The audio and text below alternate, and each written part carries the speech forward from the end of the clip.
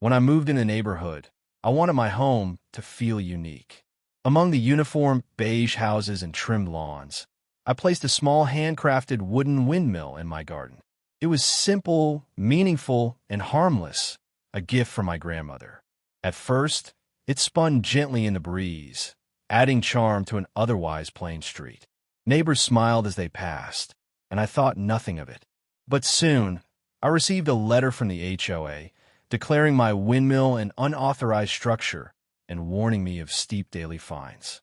That was only the beginning. The letter demanded I remove the decoration within 48 hours or face a $500 per day fine.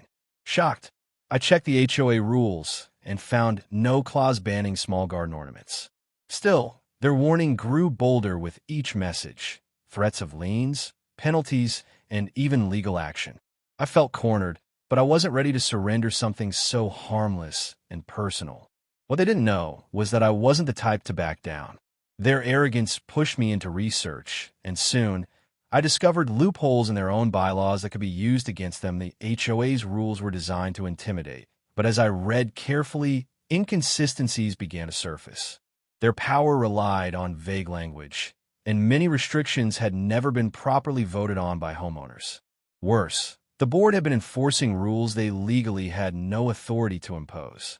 I quietly documented everything, printing emails, letters, and copies of the original charter.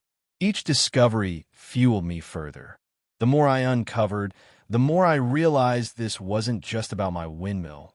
It was about control.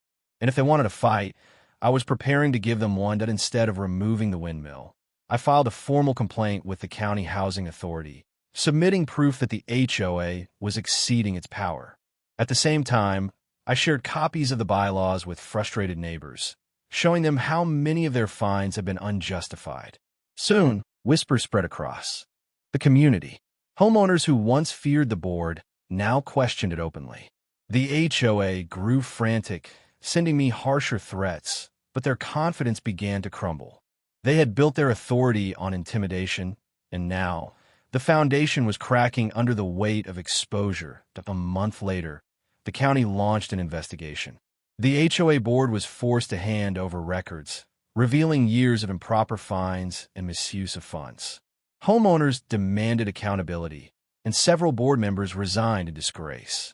My windmill remained in place, untouched. What started as a simple garden decoration had exposed corruption woven deep into the HOA. The same neighbors who once stayed silent now rallied together, demanding reform. For the first time, the board faced a united community, one unwilling to be bullied any longer. But the final blow was yet to come. The next HOA election, nearly the entire board was voted out. New leadership was installed, and one of their first actions was reimbursing homeowners thousands of dollars in unfair fines. My windmill, once the target of their wrath, became a symbol of victory. What they tried to crush ended up bringing them down. Every time I looked at it spinning in the wind, I felt a deep satisfaction. The HOA had threatened me with $500 a day, but instead, they paid the ultimate price: their power, their reputation, and their control over the neighborhood.